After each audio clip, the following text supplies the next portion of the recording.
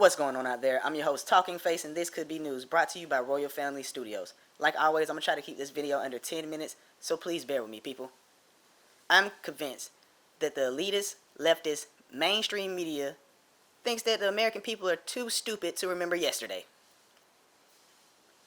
They don't want to talk about the simple fact that they were wrong about Russia, and they tricked or tried to trick the entire country to believe that Donald Trump was a Russian asset. And after the news struck that Jim Comey and the FBI lied about this whole thing in the Steele dossier that was given to us by Hillary Clinton from Russia was all a hoax. But they don't want to talk about that, do they, Brian Stelter? It's so disappointing to look at what we're seeing from right-wing media these days, where there's such an obsession with the deep state and these revelations about the Russia probe and the decision about Michael Flynn. They're treating the Michael Flynn story like it's a bigger deal than the deaths of 2,000 Americans a day. When the president called into Fox and Friends the other morning, Friday morning, right before the unemployment rate numbers came out, he talked about the Flynn case for 20 minutes before he was asked about the pandemic.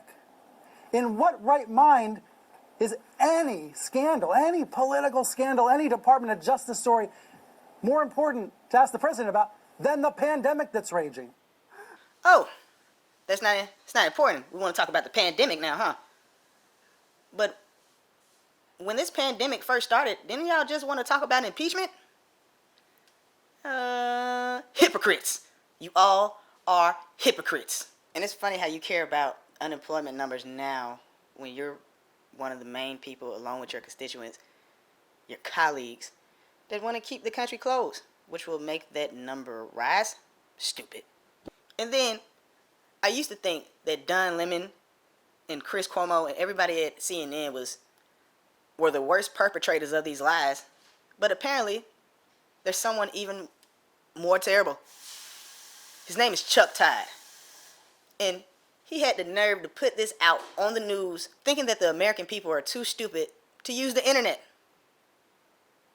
Everything's on the internet, Chuck Todd. But he has to spin this narrative because he wants to discredit Bill Barr. I want you to listen to this Bill Barr answer to a question about what will history say about this. Wait till you hear this answer. Take a listen. When history looks back on this decision, how do you think it will be written? Well, history's written by the winner, so it largely depends on who's writing the history. I was struck, Peggy, by the cynicism of the answer. It's a correct answer, but he's the Attorney General. He didn't make the case that he was upholding the rule of law. He was almost admitting that, yeah, this is a political job. Oh, that sounds bad, doesn't it? Until you look at the full clip in its entire context. The president's bidding in General Flynn's case. No, I'm doing the law's bidding. I'm doing my duty under the law as I see it. When history looks back on this decision, how do you think it will be written? Well, history's written by the winner, so it largely depends on who's writing the history. But I think a fair history would say it was a good decision because it upheld the rule of law. It upheld the standards of the Department of Justice, and it undid what was an injustice. And when they were called out on this and was forced to retract their statement, they did it on social media, which they always do, instead of going on air and apologizing or putting it front page of a newspaper article. But no, what can you expect?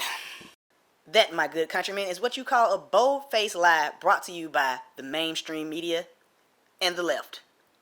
Good job, people, making sure you inform the American people of the truth. Jackasses. But that's all I got for you today. If you can, like and share, subscribe to our page, and tell your friends about us. Peace.